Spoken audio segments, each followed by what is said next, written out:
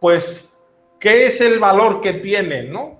El Señor de los Anillos, que es muy atrayente para los jóvenes o personas de diferentes edades, porque el Señor de los Anillos le gusta hasta a los jóvenes de 15 años, hasta la gente de 40, 50, 60. Pues vamos a hablar de la novela y cuál es el trasfondo que tiene Cristiano Católico y qué paralelismos se pueden sacar, y para que vosotros los tengáis en cuenta. Vamos a hablar a continuación del Señor de los Anillos y su trasfondo católico. En lo que respecta al trasfondo cristiano y católico del Señor de los Anillos, debemos partir de la base de que su redactor, su escritor, J.R.R. Tolkien, era católico. Y esto debemos reseñarlo. Aunque era inglés, y ahí el anglicanismo está muy extendido, él en particular era católico. Y su condición de católico impregnó de manera sutil pero perdurable toda su obra. Y su obra más importante es El Señor de los Anillos, por la cual se hizo famoso internacionalmente, y en ella nos vamos a centrar.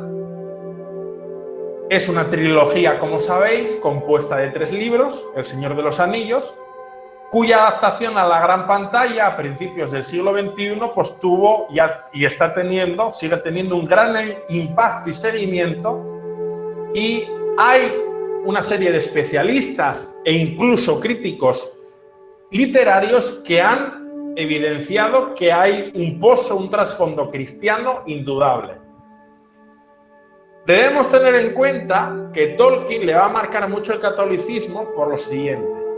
Él va a quedar huérfano a los 12 años y fue acogido por el padre Francis Morgan, que era un jesuita de origen hispano-galés, el cual va a ser como su mentor y va a tener mucha influencia y positiva en su vida. Por tanto, va a tener Tolkien un carácter marcadamente católico porque su mentor va a ser un jesuita, el padre Francis Morgan.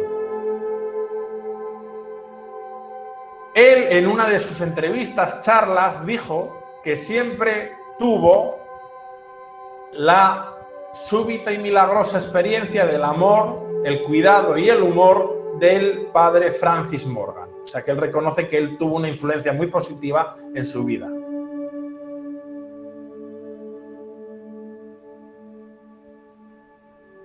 En una carta que escribe Tolkien en el año 1958, él mismo se define diciendo: soy cristiano, lo que puede deducirse de mis historias, y añade: católico, apostólico, romano. Él mismo se consideraba católico, apostólico, romano. No es que se interprete, es que él se consideraba a sí mismo. Y no es porque su mentor hubiese sido católico, es que él se consideraba y era católico.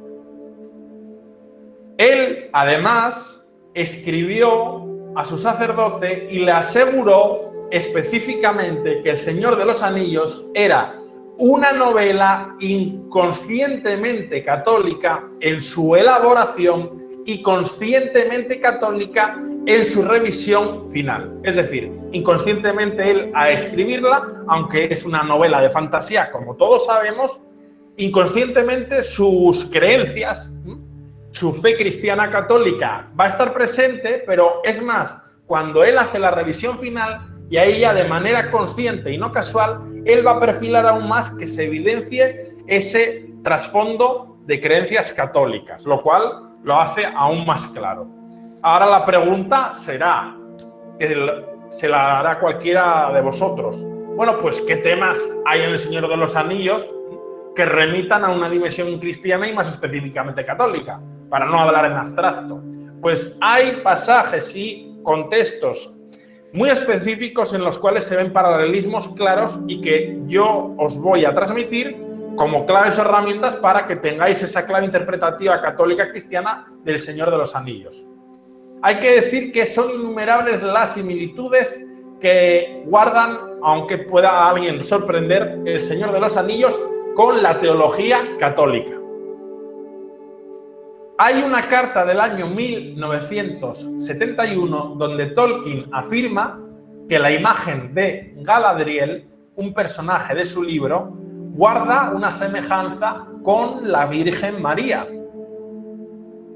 Él asegura en su carta, y cito textualmente: creo que es verdad que este personaje debe mucho a la enseñanza cristiana y católica acerca de María y de la presentación de su imagen. Pero en realidad Galadriel era una penitente, afirma en esa carta Tolkien en 1971.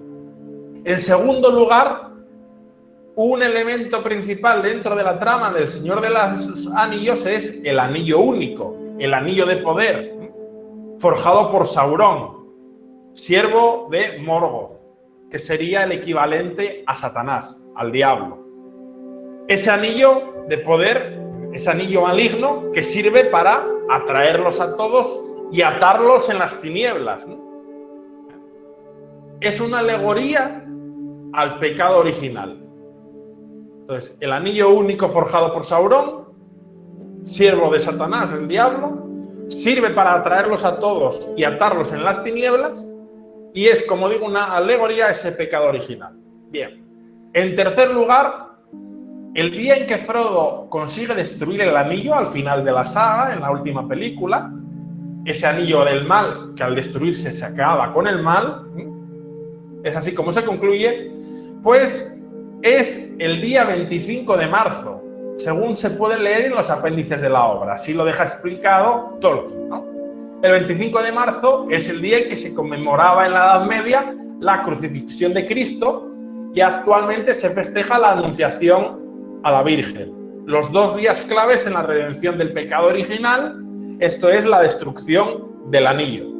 De hecho, en cierto modo, el personaje de Frodo, el hobbit protagonista de toda la novela o de la trilogía, que es el encargado de llevar el anillo para su destrucción, es en cierto modo una alegoría de Cristo, al igual que Gandalf, que muere por sus amigos en la mina de Moria y resucita en su cuerpo de gloria, o Aragorn, que es la representación o la imagen de Cristo reinante.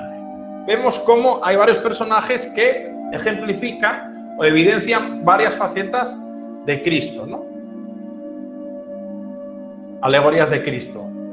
Cristo Rey, Cristo resucitado, Cristo sufriente, Cristo que padece en la cruz. Bueno.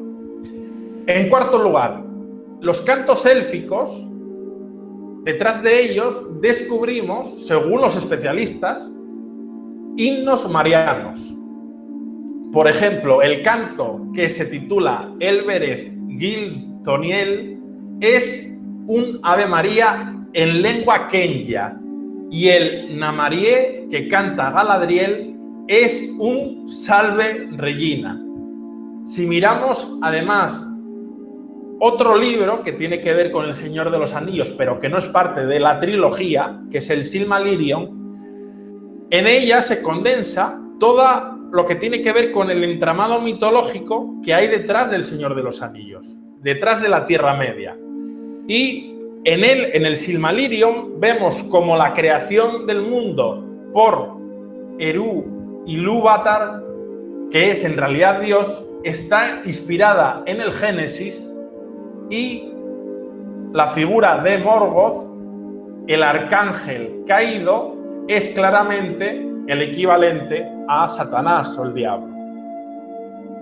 En quinto lugar, temas como la lucha del humilde siervo, Frodo, semejante, ¿no?, haciendo un paralelismo con la figura de Cristo, contra el presuntamente invencible pecado original que está ejemplificado en el anillo único, o el del poder de la gracia por encima del de la voluntad de poder, son inequívocamente cristianas.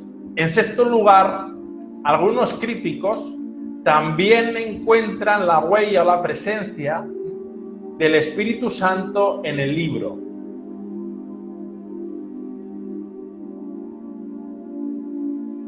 ¿En dónde lo encuentran exactamente? Bueno, pues lo encuentran en el Ainulindale, cuando Eru muestra a los Ainur la visión generada a partir de su música y les dice: que sean estas cosas, y enviaré al vacío la llama imperecedera y se convertirá en el corazón del mundo y el mundo será. Una analogía con el espíritu. También se refiere en séptimo lugar a la vida eterna. Es uno de los pilares del cristianismo y también cabe dentro de la obra de Tolkien. Allí se ve representada cuando se produce la visión de los Eldar, donde en un lugar donde van a poder vivir para siempre, caminar allí y cantar, celebrar y vivir en pleno gozo. Pues también habría una alusión, como digo, a la vida eterna. Entonces, ahora la última pregunta, y acabo con esta reflexión para continuar con el contenido. Cabe preguntarse por qué un católico devoto, como era Tolkien, utilizó como fuente principal para inspirarse un mundo imaginario que está muy cercano al acervo mitológico del paganismo germánico y céltico de la Edad Media y de la Antigüedad tardía. Es decir, si él era católico, ¿por qué coge esos elementos? Bueno, pues una primera respuesta remite obviamente a su condición de medievalista. Tolkien era filólogo y enfocado en la Edad Media. Entonces, por esa condición de medievalista hace que él conozca bien todo ese acervo mitológico y lo adapte. También hay una segunda reflexión más profunda. Tolkien creía que la mitología era una manera de explicar ciertas verdades trascendentales que son casi inexplicables dentro de los confines de una novela realista. Es decir, esa ficción, esa fantasía, esa mitología permite de manera más clara y sencilla hacer o explicar, mejor dicho, realidades que son muy complejas si se hacen desde una novela realista. De ahí que él se acoja a esa mitología para explicar toda esta serie de cuestiones. Grandes verdades metafísicas como son esa inalterable lucha entre el bien y el mal. Tolkien dijo una vez: venimos de Dios e inevitablemente los mitos que entretejamos, aunque contengan errores, también reflejarán un fragmento desprendido de la auténtica luz, la verdad eterna que está con Dios. Nuestros mitos pueden estar equivocados, pero se encaminan hacia el verdadero puerto, mientras que el progreso materialista solo conduce a un abismo abierto y a la corona de hierro del poder del mal. Es decir, él está diciendo: los mitos pueden estar errados, podemos estar confundidos, pero siempre van a aludir a Dios. En cambio, el puro materialismo no conduce a nada.